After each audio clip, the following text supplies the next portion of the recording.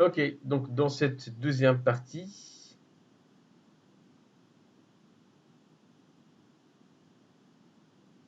donc ici l'environnement de travail, et puis on va créer notre premier projet. Donc alors, vous allez faire ça avec moi, step by step. Donc alors, ici, euh, donc le TypeScript, en fait, on a fait le choix sur le TypeScript. Pourquoi? Parce que c'est un langage open source, parce que c'est un surensemble de Java. Pourquoi c'est un avantage le fait d'utiliser un surensemble JavaScript, pardon? Parce que tout simplement, JavaScript est supporté par tous les navigateurs. Et donc alors, on n'a pas besoin de chercher en fait chercher à faire en sorte que TypeScript soit compatible avec des problèmes de compatibilité entre différents navigateurs. C'est qu'on va passer par JavaScript en fait pour être compatible et cross-browser, être compatible avec tous les navigateurs. Donc transpiler en JavaScript, donc typage strict, donc c'est-à-dire que vous aurez la possibilité de, quand vous tapez par exemple le client point, vous allez voir toutes les propriétés d'un client. Vous n'avez qu'à sélectionner, vous n'allez pas devoir taper get name ou bien set name. Donc code, oui, plus lisible, parce qu'on va utiliser les fonctions lambda ou arrow, on appelle ça. Qu'est-ce que c'est que les fonctions lambda? Je les ai beaucoup utilisées dans le cadre du développement C Sharp et on les utilise en fait dans Java aussi avec la programmation fonctionnelle. Donc si je tape ici C Sharp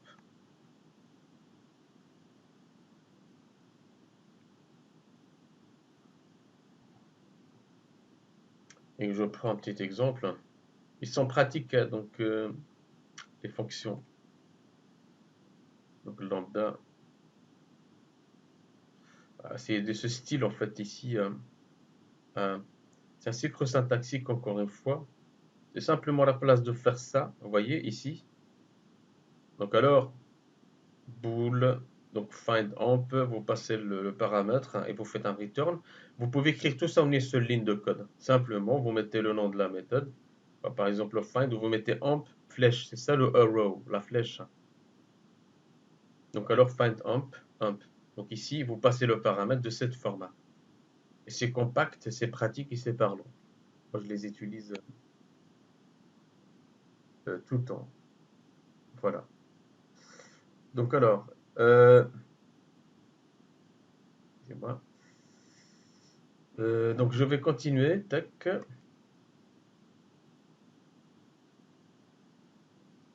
Code modulaire, ben voilà. Oui, donc alors.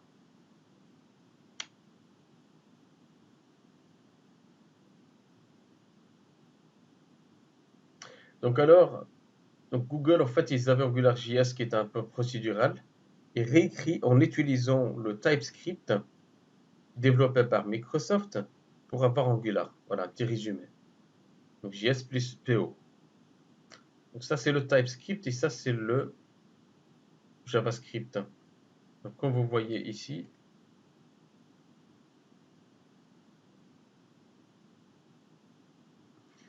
donc alors le code JavaScript, si on veut créer donc alors une classe, donc alors en JavaScript, vous allez devoir mettre var voiture est égal à function. Et alors vous mettez function, vous simulez un constructeur ici en mettant function voiture et vous passez des personnes. Et alors vous allez initialiser le nombre de passagers ici et vous pouvez aussi affecter le nombre de personnes à cette liste de passagers. Et alors ensuite vous pouvez utiliser ce qu'on appelle les prototypes en JavaScript. Donc alors pour créer des méthodes, vous voyez que c'est assez quand même compliqué pour tous ceux qui n'ont pas l'habitude de coder comme ça, c'est compliqué. Il y en a qui codent comme ça. Maintenant le TypeScript, en fait, vous avez, qu'est-ce que vous allez faire? Vous créez une classe, voilà, comme vous l'avez fait avec Java. Et vous ne tracassez pas du reste. Donc classe voiture, vous créez une propriété, vous créez votre constructeur. Ici, il ne porte pas le nom de la classe, mais vous mettez le mot-clé constructeur. En passant le paramètre ici, en TypeScript, le type vient après le nom de la variable.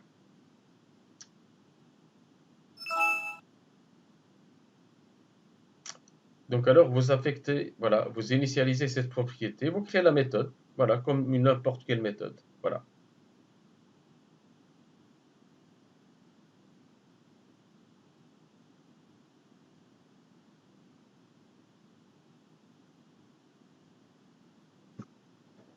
Et donc alors, donc le TypeScript en fait est basé sur le ECMAScript. C'est quoi l'ECMAScript? C'est juste un ensemble de normes concernant les langages de programmation de type script. Donc alors les langages de scriptage doivent respecter ces normes pour qu'ils soient supportables par les navigateurs modernes. Euh, et donc alors, pour qu'ils soient supportables par les navigateurs modernes, et donc alors TypeScript respecte ça. Donc si vous voulez, en fait, voici les normes, l'évolution de ces normes. Donc alors la dernière couche, en fait, c'est TypeScript qui respecte un peu toutes les autres normes. Donc alors ce qui le rend vraiment compatible. Et alors, ici, le VS Code, ça vous l'avez déjà fait. Donc vous avez installé VS Code. Donc alors, ici, pour ceux qui veulent donc alors exclure notre module donc alors du projet, je vous ai mis ce petit slide qui montre les étapes. Tu m'avais demandé Maxime avant-hier comment faire. Voici, Ouais, ouais, ouais. je t'ai préparé, vous préparez ce slide. Donc alors, Avec file, préférence. préférences, settings, et vous tapez exclude ici. Vous allez sur search. Ensuite, vous ajoutez add pattern, hein, et là vous ajoutez le chemin, donc étoile, étoile slash node module. Pourquoi faire tout ça? Parce que le node module, il peut aller jusqu'à 1 giga facilement. Donc alors faire une recherche et aller scanner ce 1 giga, bah, ça ralentit un petit peu le développement. C'est Donc sûr qu'on n'est alors, plus en mégaoctet, là, c'est clair. oui, oui, oui, c'est un peu compliqué. Donc pour ceux qui vont devoir utiliser VS Code comme éditeur de code Java en entreprise, voici une extension vous permettant d'avoir une vue explorée avec les packages mode flat. Parce qu'en VS Code, donc la version actuelle, ne vous permet pas d'avoir cette possibilité d'avoir les packages. Donc à chaque fois, va falloir cliquer sur les dossiers, les sous-dossiers, comme si vous êtes sur un explorateur Windows. Donc alors, si à un moment donné, on va lancer le bac, cette fois-ci, on va l'ouvrir avec VS Code, et je pense que hier ou avant-hier, il y avait une sortie de VS Code compatible Java. Je l'ai vu sur les actualités là. Donc VS Code, Visual Code Studio. Donc je tape Java. Je suis curieux de savoir ce qu'ils ont mis dans ce truc. Donc alors je vais sur les outils ici, hop. Donc je choisis les 24 heures. Je vois pas grand chose ici. Voilà, c'est celui-là.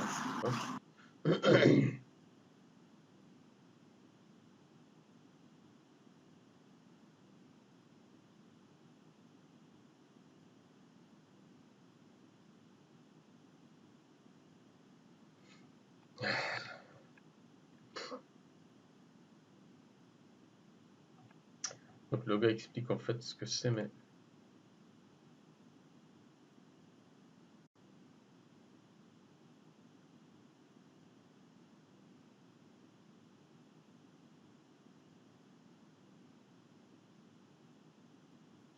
donc welcome page, yes, oui. Ensuite,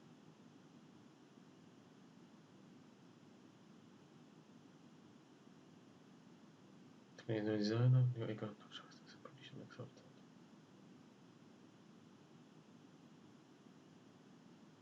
donc alors ça c'est l'extension debugger Java tester doctor donc Java on Visual Studio, ok, step by step. Donc voilà.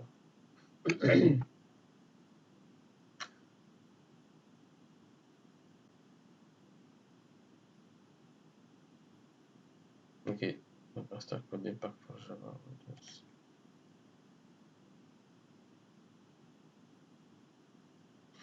Donc alors apparemment ce sont deux extensions, donc install code impact Java pour Windows. If I already installed VS Code and want to add Java support to it, we recommend to use Java Extension Pack. Donc alors Java Extension Pack, c'est notre cas alors. Mais bon, on va pas le lancer maintenant, voilà. Donc j'ai vu cet article et je voulais savoir ce que ça donne. Ok, je reviens sur le truc. Ok, donc Node.js on l'a installé, npm, on voit ce que c'est. Par contre, ici, on va installer le CLI. Je vous explique d'abord ce que c'est.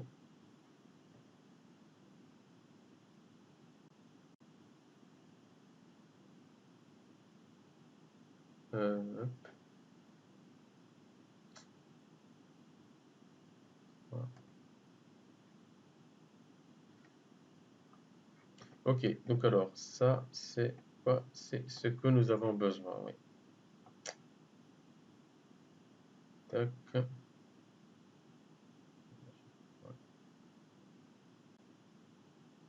Ok, donc alors, qu'est-ce que c'est que le CLI? Hop. Donc le CLI, en fait, c'est juste l'acronyme de Command Line Interface d'Angular. Donc elle permet d'exécuter des scripts pour la création, la structuration et la production d'une application Angular. Donc elle permet donc la création, donc la structuration et la production d'une application Angular. Vous allez voir qu'on va pouvoir générer du code avec ça. Euh, Exécutez cette commande pour installer le CLI d'Angular de manière globale sur votre machine.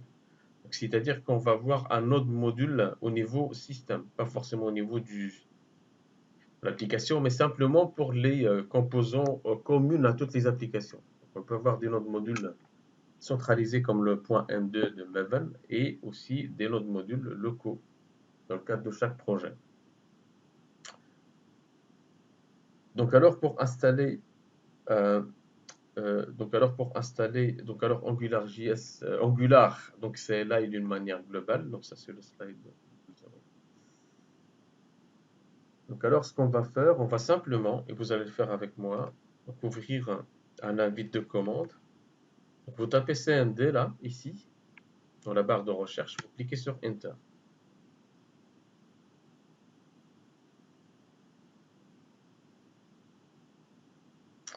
Ensuite, vous allez taper yarn, espace. Vous tapez la commande que vous avez ici. Vous la voyez là, ici. Yarn global add at Angular CLI.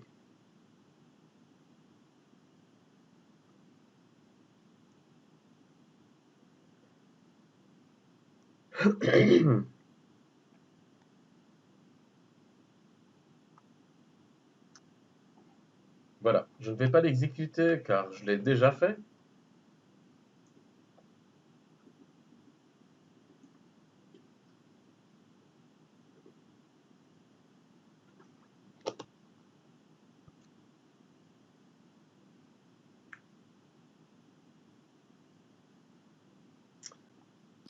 Vous me dites une fois que c'est fait? Mounir, là j'étais en train de checker ma version d'Angular, j'ai la version 10, 10.1.2, c'est bon? Oui, c'est bon. Ça va le faire, ok. Ouais. Pour moi, c'est bon, Mounir. D'accord. Bah, levez vos mains, comme ça je surveille l'avancement de tout le monde. Vous levez vos mains pour savoir ceux qui ont exécuté. Moi, il me met lien global V1.22.5 et en dessous, il me met erreur invalide subcommande. Et après, un lien internet. T'as bien tapé ta commande? Il n'y a pas d'espace après le arrobase Angular, hein, des fois que. Je vais regarder, mais normalement, je vais faire en même temps que Mounir. Alors. Il y a un global add. Angular CLI. Il y a un global. C'est add espace arrobase Angular. Il y a un espace après le add. Ah oui, j'avais pas vu, tu vois. Voilà. Ah ok, merci. Vous voyez pas cet espace.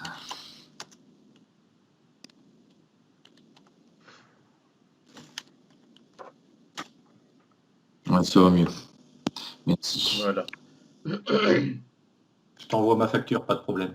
Ouais, pas trop élevé hein, quand même. Ah, les factures de développeurs sont toujours élevées. Ah merde. J'aurais dû demander à Mounir, c'est moins cher. Ouais, Mounir prend un café, lui. Voilà, déjà. Attends un petit peu, Sébastien. Pour... Comment? Attends un petit peu avant que tu augmentes tes tarifs. Enfin, d'abord, Mais on j'ai pas va... augmenté, c'est toujours les mêmes. Sauf que de base, ils sont toujours très élevés. Ouais, oui, t'as pas le choix, moi. Ouais, t'as pas le choix. Ouais, Faut commencer fort pour que le client s'habitue. c'est ça, ouais. Parce que, comme on dit, hein, un prix élevé, une qualité meilleure. Hein? Il faut assurer derrière. Hein? Bon, si tu veux quelqu'un chez Wittic qui a un bon bagage commercial, tu m'appelles. D'accord, pas de souci. Envoie-moi ton CV, hein? Pas de problème. Hein. Et, euh, et donc alors, une fois que vous avez installé ça, vous avez en fait, vous allez dans l'app data, roaming, npm, notre module, Angular CLI, et bien là vous avez en fait, voilà, Angular installé d'une manière globale.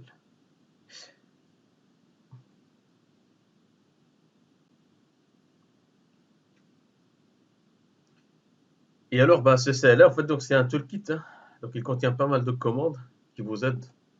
Vous avez je vous ai mis ce lien ici. Donc alors comme ça vous apprenez un petit peu plus, vous allez voir que ça va vous aider à générer vos applications, à générer le code de TypeScript pour vous. Encore une fois, voilà, vous avez pas mal de... C'est une documentation bien faite ici.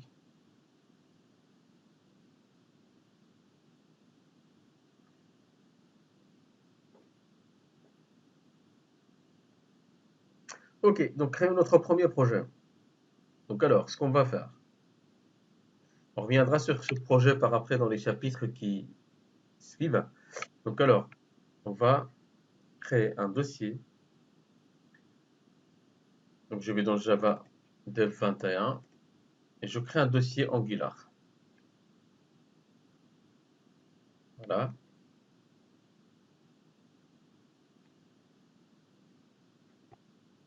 Donc, je crée un dossier Angular. Donc ensuite, je vais ouvrir ce dossier dans donc VS Code.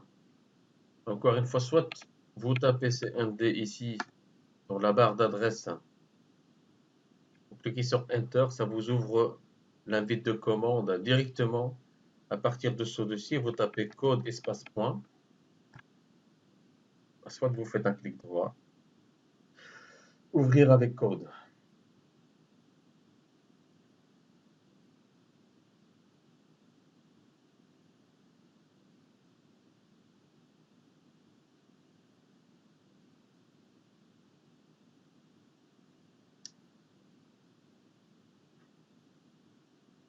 Voilà, je suis dans le bon dossier.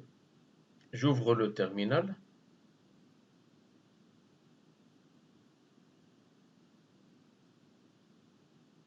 Vérifie que vous êtes dans le bon chemin, le bon emplacement. Et on va créer une nouvelle application Angular. Donc je vais taper ng espace new espace hello world. Et je clique sur Enter.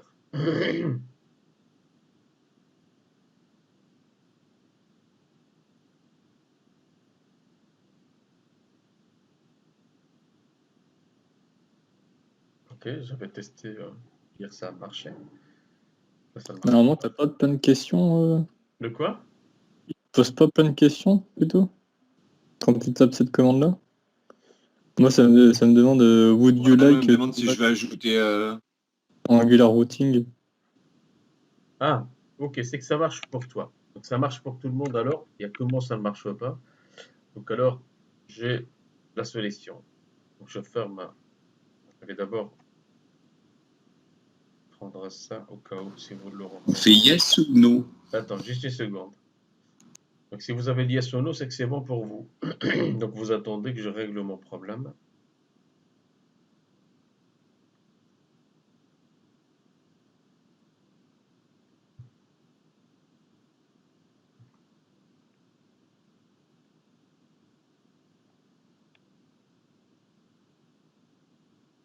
Ok. Donc alors, je mets ça dans la documentation et je mets à jour le support tout à l'heure pour vous. Voilà, hop, je ferme ça. Donc alors, je lance donc la commande prompt. Moi, je vais le taper à partir d'ici, parce que j'ai une couche de sécurité en plus sur ma machine. Donc, new, hello, world. Je clique sur Enter et je vais avoir le même résultat que vous, là maintenant. Donc, alors, would you like to add Angular routing? Donc, ici, on va mettre yes. On verra les routings après. Donc, which style sheet format would you like to use? On va choisir le CSS parce que vous avez vu le CSS. Vous voyez là, ici. Vous laissez l'option par défaut sur Enter. Et alors, après la création de votre projet, vous trouverez un dossier contenant les répertoires et les fichiers suivants. Donc, alors, moi, il crée toujours voilà, il n'a pas encore terminé. OK.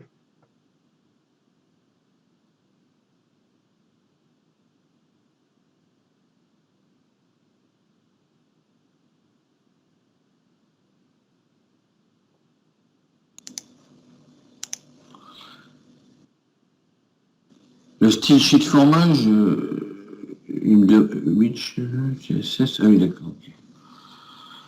Alors moi, il s'arrête à CSS. Ok.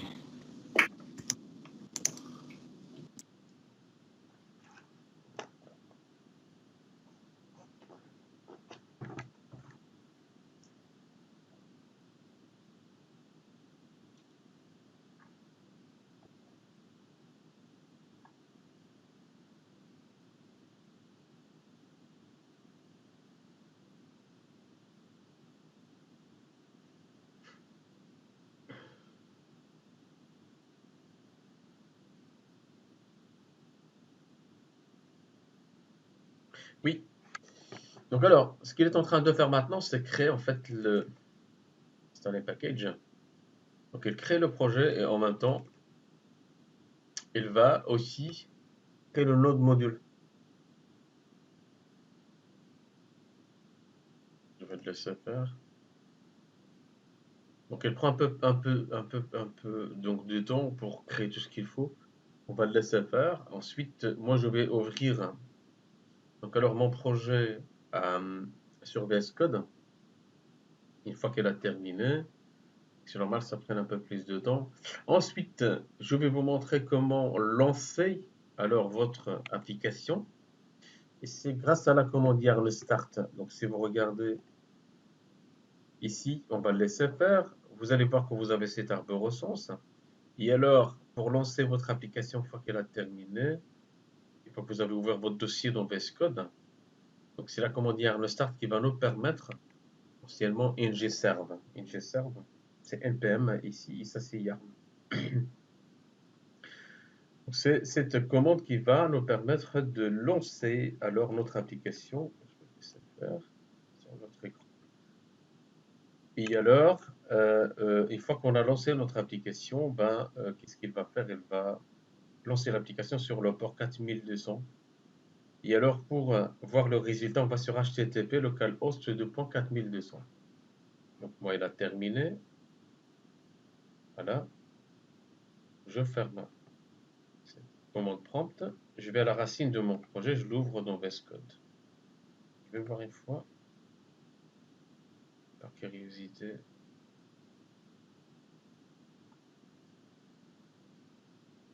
Voilà, pour un simple projet en fait de test, c'est 382 mégas. Hop.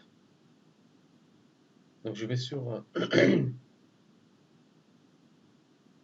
VS Code. Et quand vous déployez votre application, c'est quelques mégas. Hein, parce qu'en fait, il ne récupérera que ce que vous avez référencé dans votre application. Il ne va pas aller donc zipper tout, donc archiver tout le dossier de votre projet. Voici mon projet. Hop. C'est celui-là. Et donc alors, je lance mon application, yarn, start, enter. Il va simplement faire appel à la commande. C'est une réécriture de cette commande, hein. Donc il va appeler la commande qu'on utilise avec NPM.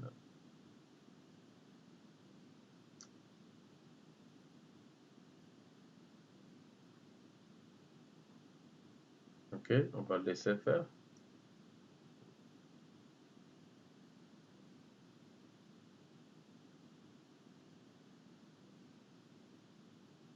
Donc il est en train de compiler. Faut pas faire yarn install avant. Bah, tu peux le faire si tu as déjà ton projet et que tu n'as pas le dossier node module. Tu peux faire yarn Si je- install ou bien tout court yarn. C'est un peu la même chose, hein. Je vous ai mis une petite note ici, hein, là. Si le projet est déjà créé, utilisez la commande yarn pour créer le dossier node module. Yarn, c'est un alias de yarn install. D'accord? Vous voyez ce que je veux dire? Yarn, c'est un alias de yarn install.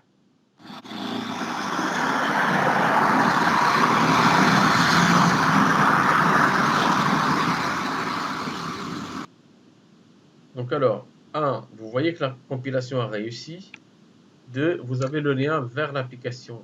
Alors, qu'est-ce que je vais faire? Je contrôle-clic. Tout le monde suit avec moi? Je contrôle-clic et j'ouvre le navigateur et voici ce que ça donne. C'est ça l'interface de votre future application. Et moi, il est bloqué à la création du projet. Il t'a affiché quoi? Moi, pareil. Bah, il va bloquer en fait. Ça prend un peu plus de temps. Ça dépend de la rapidité de votre machine. Moi, je suis bloqué à installing package 3 petits points. Voilà, pareil. Moi, j'ai installé une package entre Ouais, parenthèses NPM. Donc laissez-lui le temps. Ouais, mais là, ça fait un petit moment quand même. Moi, j'ai fini. Ah, ah, ah. Voilà. Moi, j'ai un problème quand je fais yarn start. Il me dit que tu peux pas trouver le package.json dans le dossier Angular. Parce que tu n'es pas sur le J'ai le bon même problème que Morgane. répertoire, Morgane. Tu n'es pas Ouais, sur, t'es pas sur le dossier Yellow Word. voilà, à tu tous pas les sur coups. le dossier le Word. Parce qu'effectivement, on va chercher package.json, tu vois. Faut que tu ouvres ton terminal sur Yellow Word. C'est ça. Sinon, ça n'ira pas.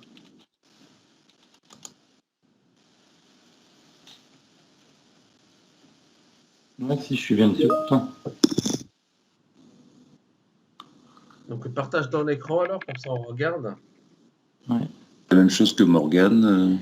Assez success, mais il a pas lancé le serveur. Bah, c'est toi qui dois le lancer manuellement. Contrôle-clic sur le lien. J'ai serve. Ah oui.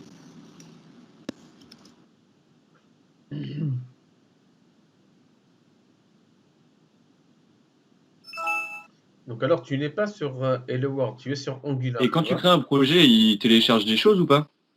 Le quoi? Ouais, là, sur la terminale, il est Angular. Simplement, il n'y a pas Hello World. C'est pour ça que ça marche pas. J'ai pas compris. En fait, tu vois sur ta terminale, tu vois Java 10, Angular.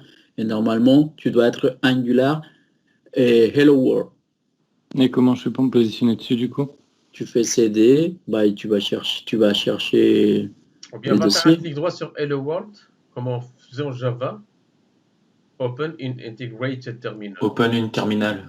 Voilà. Ah, ok. Voilà, Bah, tu vas-y, vois. maintenant ça va aller. T'es bon. Maintenant, ça va fonctionner. D'accord, ok. Ouais, super, merci. Voilà.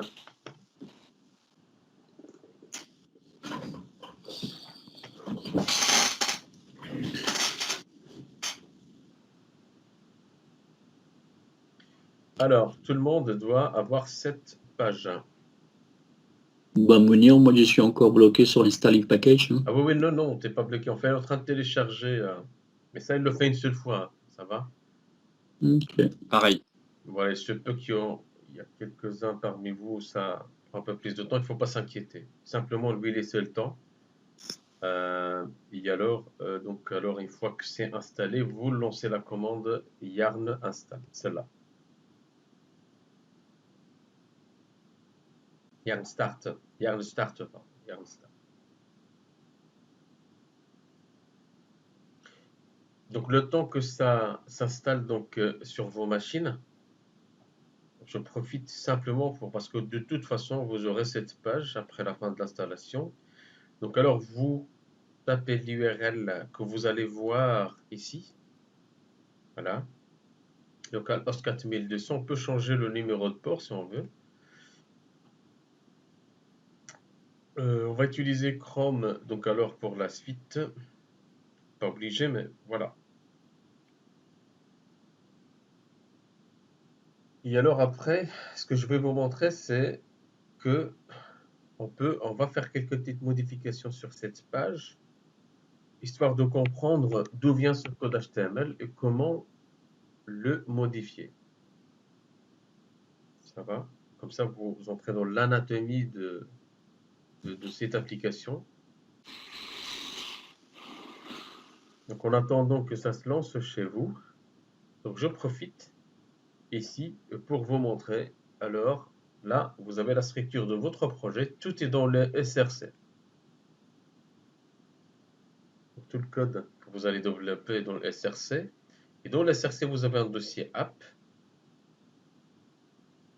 Et dans ce dossier app, vous avez un fichier appcomponents.ts. C'est chaque fois la même chose. Hein.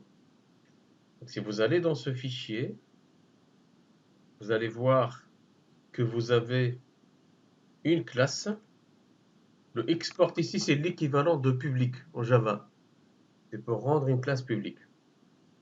Une classe appComponents qui a une propriété title.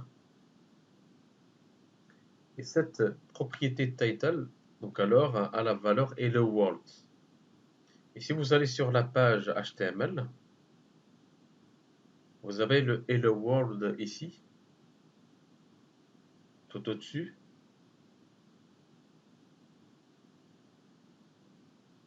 Donc alors, le title que vous avez là, vous allez voir qu'il est utilisé dans le template URL, donc app.components.html. Et app.components.html, c'est un fichier HTML qui est ici. Donc si je l'ouvre,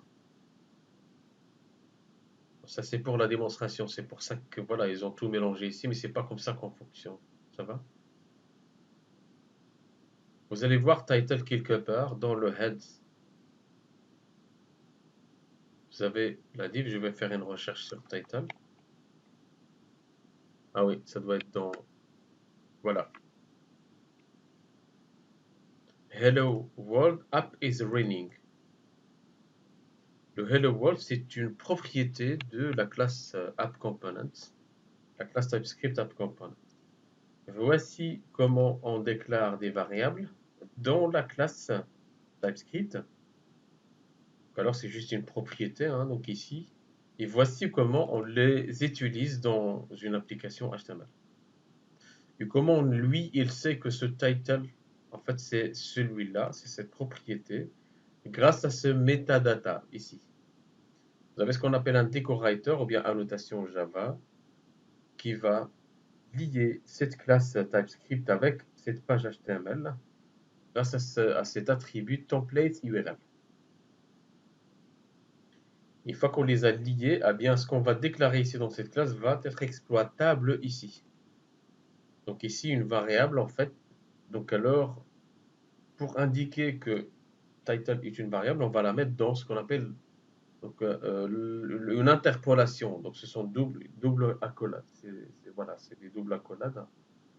On verra les interpolations après. Donc si je change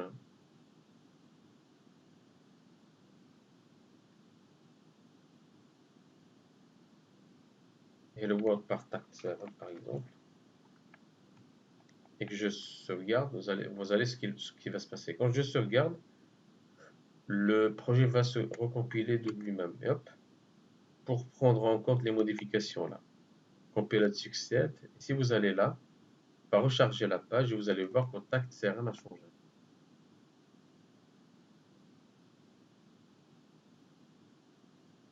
C'est normal qu'après avoir fait le yarn start, faut attendre, on attend et il se passe rien. Alors, ça met pas mal de temps. 5 minutes. Hein, Ah ouais, quand même. Oui, hein. Et je ne sais pas pour les autres, est-ce que ça va un peu mieux ou... Moi, ça fait 20 minutes qu'il est keblo sur le même truc. Hein. Il dit create hello world machin source app.po.ts 300 bytes et installing package depuis un quart d'heure. Partage ton écran.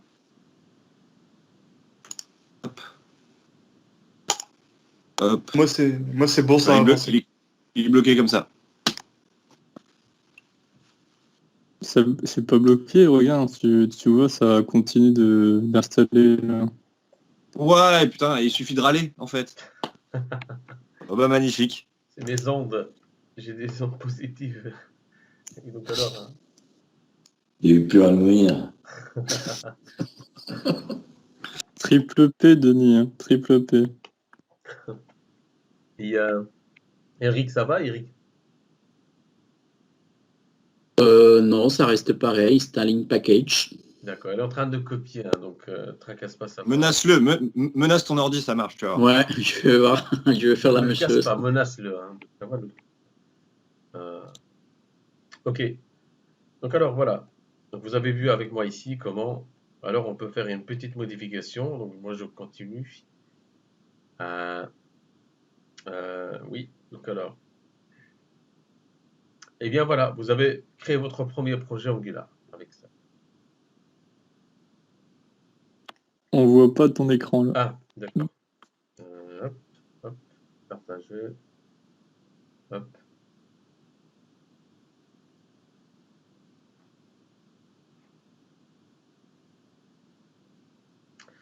Ok, donc alors, ici, avant de continuer, donc alors on va regarder un peu ce que c'est un module. Donc sachez que dans une application Angular, euh, on utilise en fait donc les modules pour représenter un ensemble de fonctionnalités étroitement liées, c'est-à-dire que notre application va être décomposée à des modules qui partagent donc le même objectif, c'est implémenter un besoin bien particulier, bien précis. Et alors, on utilise en fait donc le ngem module. Le ngem module pour ça. Ngem module. Et un ngem module en fait donc déclare un contexte de compilation pour un ensemble de composants dédiés à un domaine d'application. Un contexte de compilation. Donc alors dans votre application, vous allez voir plusieurs contextes de compilation. Et vous allez voir qu'on va utiliser ces ngem modules. Donc alors, voilà, donc pour ajouter des fonctionnalités à vos applications. Donc alors, les ngem modules peuvent interagir avec des composants, avec des services pour former des unités fonctionnelles. Les composants peuvent donc s'entraider, donc elles peuvent créer un écosystème, donc on peut avoir une interactivité entre les différents composants. Et alors, pour former donc des unités fonctionnelles, interagir avec des services pour récupérer donc des données à partir d'une base de données, par exemple. Et alors, vous avez des modules built-in, donc Angular. Donc alors, nous, ce qu'on va faire, on va structurer notre application avec 3 types de modules. Donc l'objectif, c'est simplement avoir une architecture claire et bien faite. Comme ça, quand vous cherchez d'après un bug, vous savez où il faut y aller. Donc alors, on va utiliser alors donc, un route module, et puis un future module et shared module. Donc le route module, donc ici, donc alors, sachez qu'une application possède au moins un module Angular, donc c'est le module racine que vous démarrez pour lancer l'application par convention. Et il s'appelle généralement app module. Dans une application, vous devez avoir un module par défaut qui va démarrer votre application. Donc pour nous, c'est le app module. On verra ça. Donc alors, si vous allez voir ici, vous allez voir que vous avez le app module. C'est juste une classe. C'est le point d'entrée. C'est l'équivalent un peu de la méthode main dans vos applications console Java. Donc alors, c'est le point d'entrée qui va être déclenché par défaut quand on lance une application. Et alors, le route Angular module, c'est le app module. Donc lui, il va donc alors donc déclencher d'autres composants. Vous avez le future, donc Angular module, c'est quoi? Il va vous permettre d'organiser le code correspondant à une fonctionnalité spécifique. Fonctionnalité, donc future, hein, vous voyez un peu, donc future. Et ce module, en fait, il peut être un bundle de plusieurs composants. Et le share de module donc, va vous permettre d'organiser, de refactoriser votre code. Vous pouvez regrouper les directives, les composants couramment utilisés dans un seul module. C'est l'équivalent de, en Java, on avait implémenté donc des packages DTO, modèle, vous voyez, config. Ce sont des couches transversales. Voilà. Et donc alors, on peut les importer en fonction du besoin. Donc alors, cette histoire d'import, avant, en fait, donc ici, donc pour dire qu'une classe en fait est publique, donc il va falloir la préfixer pas par public, parce que TypeScript ne sait pas ce que ça veut dire public, mais plutôt export. C'est-à-dire elle est exportable. Dans un fichier .ts, on met export. Dans un fichier .js, on met simplement function product. D'accord? Et pour l'import, si une classe a besoin d'une autre classe, vous voyez en Java, vous avez cette histoire de package et ensuite vous avez import. Vous importez des packages. Eh bien, ici, en TypeScript, c'est import entre accolades le nom des classes que vous voulez importer from le dossier ou bien le package. Un petit screenshot d'un projet qu'on a créé auparavant. Donc ici, vous voyez bien les, donc les shares de modules. Vous voyez les shared. Et donc alors, vous avez les features, par exemple la gestion de compte. Voilà. Et ensuite, donc vous avez le app module dans app.module.ts. On va avoir une structure comme celle-là, plus ou moins. Et il y a et donc alors, je vous ai préparé un petit schéma ici parce que je sais que ce passage n'est pas facile à appréhender la première fois. Bah vous, ce n'est pas la première fois parce que vous l'avez déjà vu, peut-être avec moi ou bien avec Samuel. Mais ici, je reviens moi sur le code de l'application qu'on a généré. Et alors, dans cette application, sachez que chaque application Angular a au moins une classe ngModule. C'est le module racine. Donc dites-vous que dans une application Angular, donc moi, je dois avoir un module par défaut qui va être lancé, sinon ça n'a pas de sens.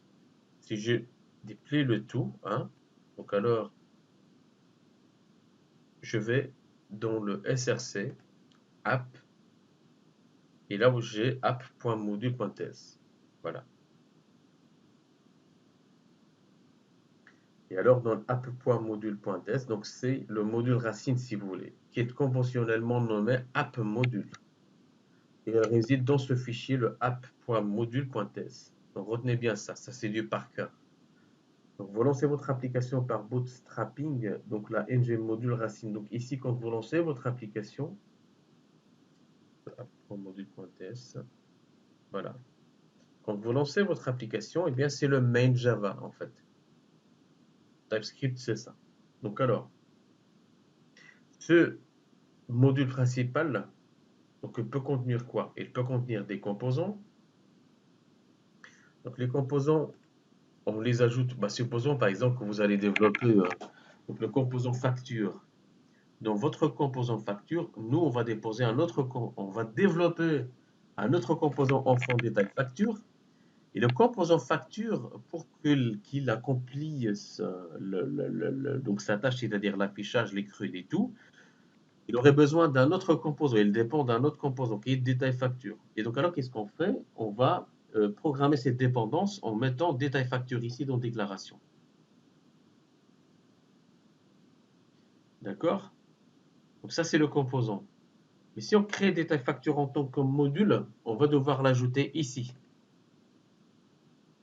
Vous voyez? Donc là par exemple, pour le système de routage, vous voyez avec donc le dashboard, vous avez un menu de gauche à gauche. Et ce menu, ce sont des options cliquables. Quand on clique sur une de ces options, il va falloir chercher charger des composants Angular. Donc alors, dans le module principal, on aurait besoin de App Routing Module. Pourquoi? Parce que le App Routing Module, c'est lui qui va gérer cet aspect de navigabilité dans notre application. Ici, le app module principal a besoin des données qu'on va charger à partir d'une base de données quand on va l'afficher. Eh bien, ben, on va devoir ajouter quoi? Des providers, ce qu'on appelle des services. On va devoir les lister ici, sinon ça ne marchera pas.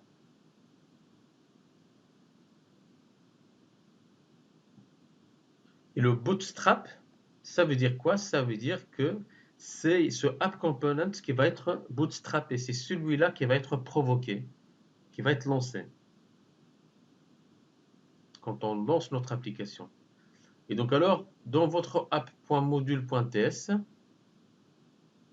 vous allez indiquer ici le composant qui va être lancé par défaut.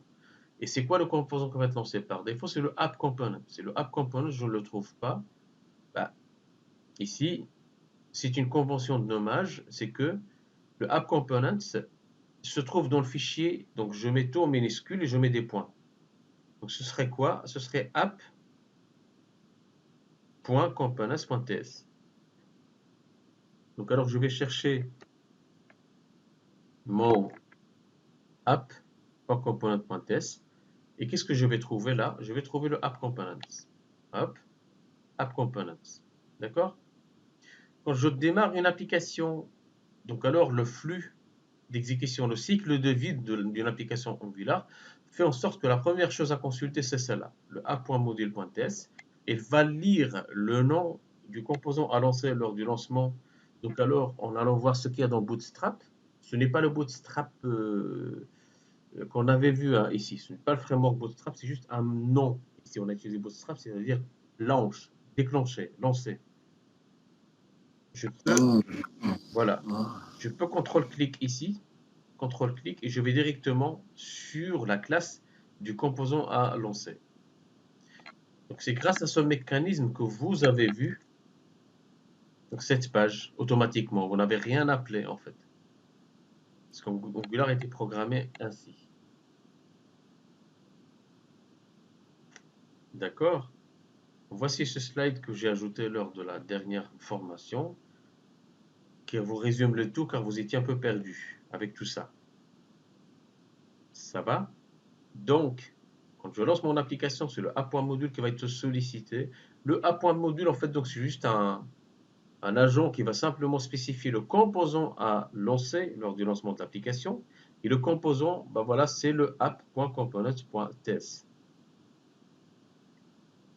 Je passe la main à app.component.ts. Et le app.component.ts, en fait, il a une page HTML et un code derrière. Donc le app.component.ts, il a une page HTML, c'est celle-là. C'est celle-là qui est affichée. Et un code behind. Vous avez le code CSS, je vous ai dit tout à l'heure que chaque module va contenir son propre CSS, son propre code HTML et son propre code donc TypeScript. Et comme ça, il est portable, on peut le déplacer d'un projet à l'autre. Le point CSS, comment il est référencé dans le cadre de cette page HTML? Parce que je ne le vois pas ici. Du coup, Mounir, ça veut dire qu'on peut aller récupérer des modules sur Internet que des gens ont fait et les intégrer. Je termine juste. Et donc alors, c'est dans app.component.ts qu'on va spécifier le fichier test. Vous voyez là? Vous voyez la connectique de l'application? C'est le app.component.ts. C'est dans ce composant qu'on va spécifier le point CSS, le point HTML. Vous voyez? Et le tout est spécifié dans celui-là, le app.component.ts. Je vais spécifier l'HTML et le CSS. Oui, Sébastien, vous, je t'écoute. Tu disais? On peut aller récupérer des composants que des gens ont fait. Et hop, on les copie, on les déplace comme ça et c'est bon, ça marche ou faut faire des commandes pour les intégrer? Oui, donc il faut vérifier ton code. Hein, parce que s'il attaque une base de données de l'autre application et que tu n'as pas cette base de données, ça ne marchera pas. Par contre, tu vas voir la logique. Par contre, le plugin que je vous ai montré la fois passée d'une signature, bah, j'avais besoin de responsabiliser les clients de mes clients. Bah, qu'est-ce que j'ai fait? J'ai tapé Angular, signepad, exemple. Ça m'a pris 5 minutes de récupérer un truc comme celui-là. Bon, ici, si je fais comme ça.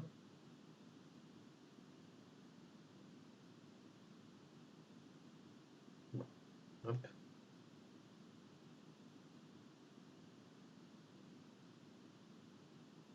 avoir un truc comme celui-là. Live démo, hop. Yep. C'est un composant Angular. Je peux clear la signature. Je peux la récupérer. Et on a intégré en fait cette signature dans nos bases de données, dans nos applications. On récupère l'image et on la stocke sous forme base 64, c'est-à-dire on va la sérialiser sous forme d'une chaîne de caractères. Et on la récupère quand on veut imprimer un fichier PDF. Je vous ai montré ça la fois passée. Le fichier PDF avec une signature en bas. Vous vous souvenez? Tu te souviens, Eric? Sébastien Abou? De quoi? Je vous ai fait une petite démo d'une application en production avec ce genre de signature. Ah oui, avec ta carte d'identité. C'est ça, ouais. Je me souviens que tu avais montré la carte d'identité avec le petit boîtier qu'on rentre dedans, etc. Mais j'ai pas vu Et juste après, je l'application. vous ai montré comment signer, en fait. Tu vois? Et ça, c'est un petit waouh.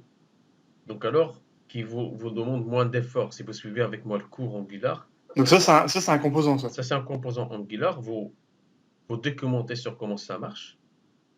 Vous l'intégrez dans votre application et ça marche avec une tablette. En fait, on l'a implémenté pour des contrôleurs, des inspecteurs qui vérifient la conformité des installations électriques. Ils vont chez les particuliers qui vont louer, vendre une maison rénovée. Et donc alors, l'inspecteur va vérifier l'installation électrique. Et ce qu'il va constater, en fait, il va le mettre dans un formulaire.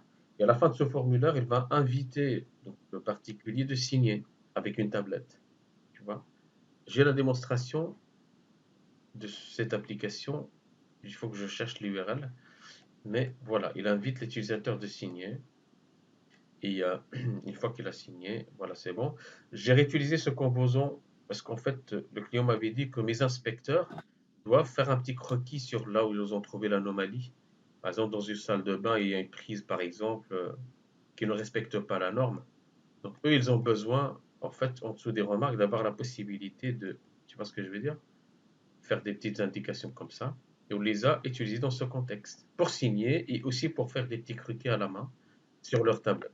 Donc, c'est ça la puissance d'Angular.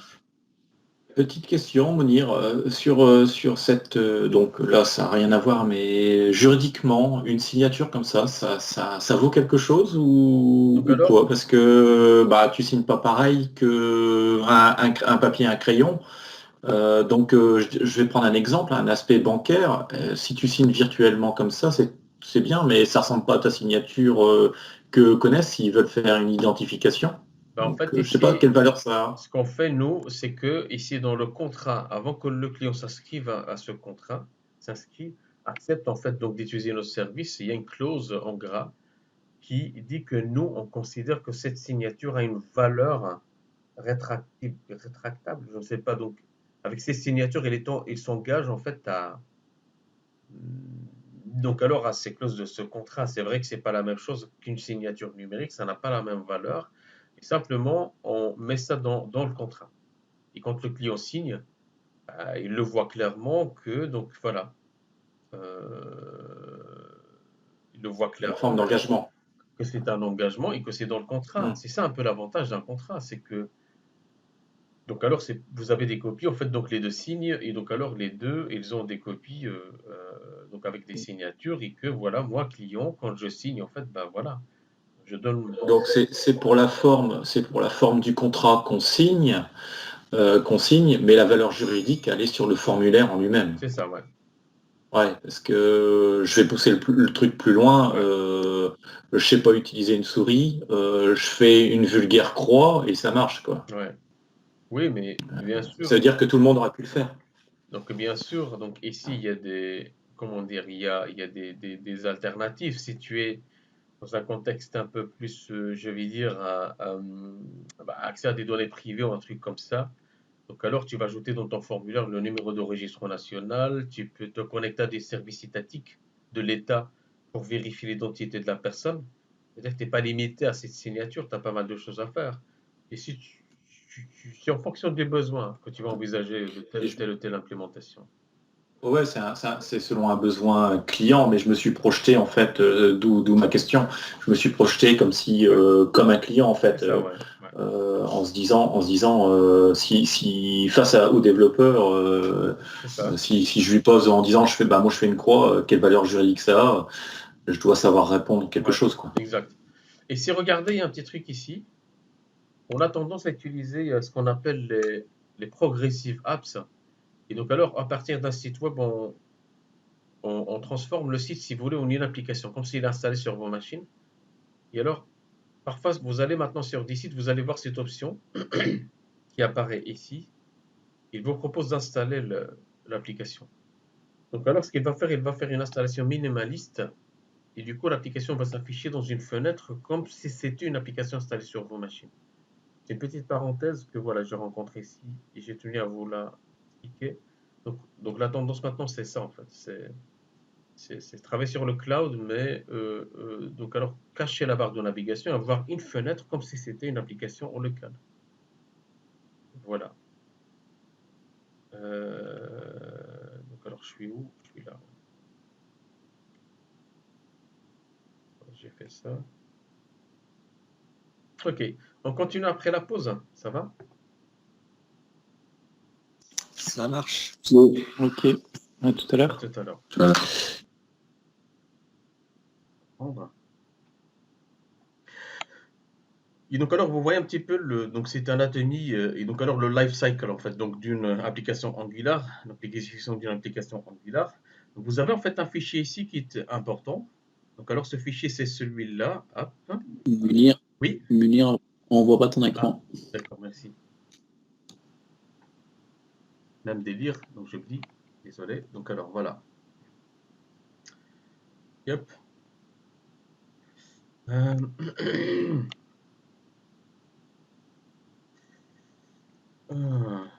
Donc alors. Yep. Oups. Donc alors, hop. Donc si vous allez dans, voilà, ici, vous avez le fichier, donc alors angular.json. Donc alors le fichier angular.json, donc c'est juste en fait un objet JSON, hein.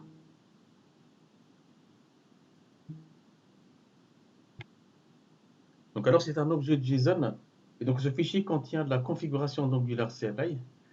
Donc ici vous allez pouvoir définir plusieurs valeurs par défaut et configurer également les fichiers inclus lors de la création de votre projet.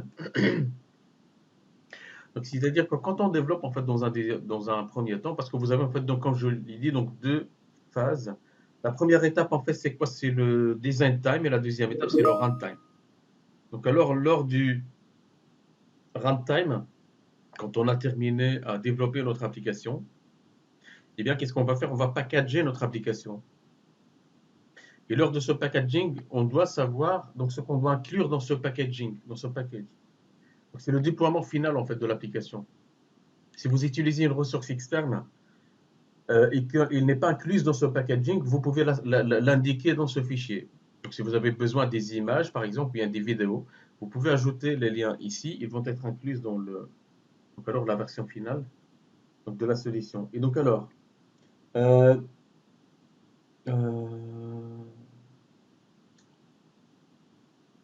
voilà, donc ça c'est une chose. Deuxième chose, donc c'est ici que vous pouvez, donc par exemple, donc spécifier des préfixes que vous pouvez utiliser dans les lignes de commande. Vous pouvez par exemple renommer vos commandes, voilà, donc faire pas mal de choses à partir de là. Là par exemple, vous voyez que il y a un fichier donc src/style.css qui est inclus ici. Donc alors tout à l'heure je vous ai parlé sur des fichiers CSS locaux, donc ici.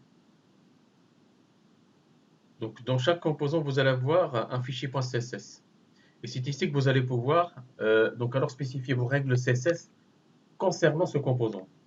Mais vous avez un fichier CSS global, c'est celui-là, et qui va contenir quoi? Qui va contenir une mise en forme générale de votre application. Donc pas forcément un composant près, mais au niveau donc alors général de l'application, au niveau de l'application.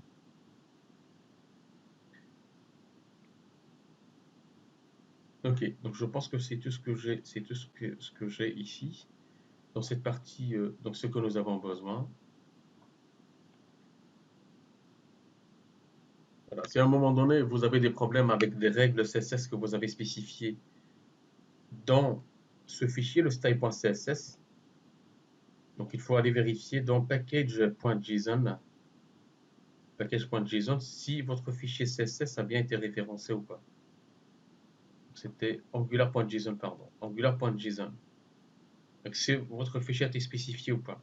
C'est quoi la différence entre le fichier angular.json et package.json?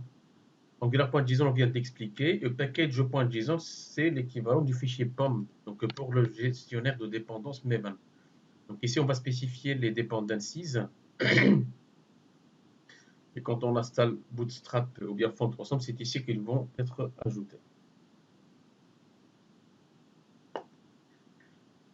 Donc,